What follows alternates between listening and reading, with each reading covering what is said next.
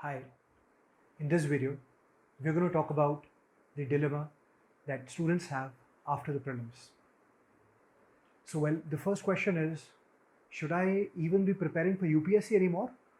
Am I in the right game?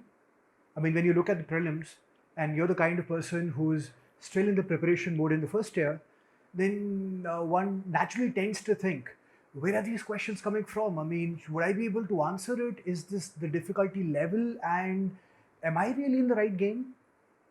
Well, the simple answer to that is when you got into UPSC, you knew the answer that it is not going to be easy. That point of time, you did not make use of what is called probability thinking. Probability thinking is a logical, mathematical way of looking at things. But when you do that, you have an external locus of control.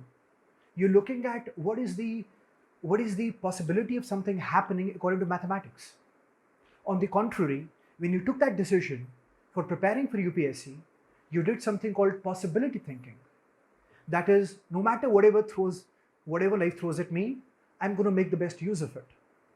I'm going to work towards what I want. I'm going to convert challenges and problems into opportunities. I'm going to look at possibilities and I'm going to work on how to make that happen.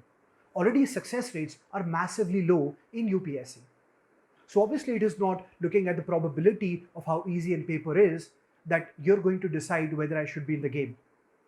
You've already made the choice. So there isn't really a choice now. You knew what was going to happen. So the real answer is, well, there is nothing different than you already expected, is it? So let's just do more effectively what we're already doing, preparing. The second aspect of this question is for the people who've prepared for 1 year, they've given the paper and they're not sure.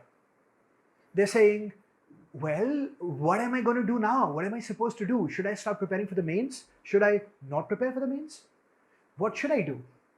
Well, the answer, if we look at Tina Darby, one of the rank ones that we've had recently, and she, if you look at her prelims scores, had 1 mark less than the cutoff in the general category in the prelims in the year that she got rank 1 in UPSC.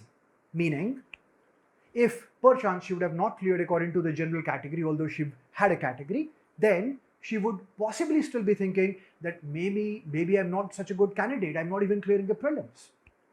What does that tell you? That the score in your prelims for serious candidates is most likely maximum plus minus 10 marks range, or possibly even just plus minus 5 marks range. But that is not a comment upon your capacity or your candidature to clear UPSC in the top rank in the same year. So we are working on very small margins. So even if the rank 1 cannot be sure whether they're going to be clearing the prelims in a particular year, how can you be sure? So how can you find that all that focus energy, should I be preparing for the mains? So what should you be doing? Should you be preparing for the mains? Absolutely. Why? Because there is no choice. If you do not clear the prelims, what will you be doing? You will still be preparing for the mains. Because this part of the phase, you are going to prepare for the mains when the mains is going to happen. And before the prelims happens, you prepare for the prelims, irrespective of the fact whether you're giving the paper this year or the next year. That is the ideal strategy. So if you don't clear, you'll still be preparing for the mains.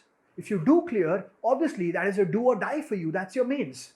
And the time of indecision within that 1.5 months is going to be, or 1 month before the result comes out, is a waste time period. So the real question is, there is no choice, then why am I not able to really focus? Because I want to focus and I'm not able to focus all my energies on preparing for the mains. I know I need to do that, then why not? It's really a question of belief.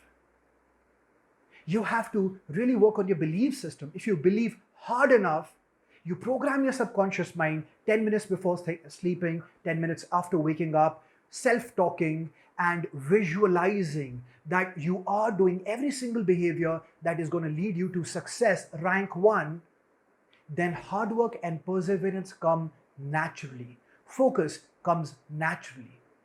You don't get to focus by wanting to focus. Desire does not matter. You have to work on your belief.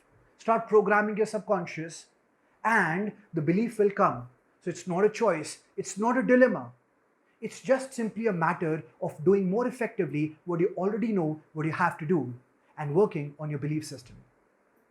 Well, that's it. Let's start working. Bye bye.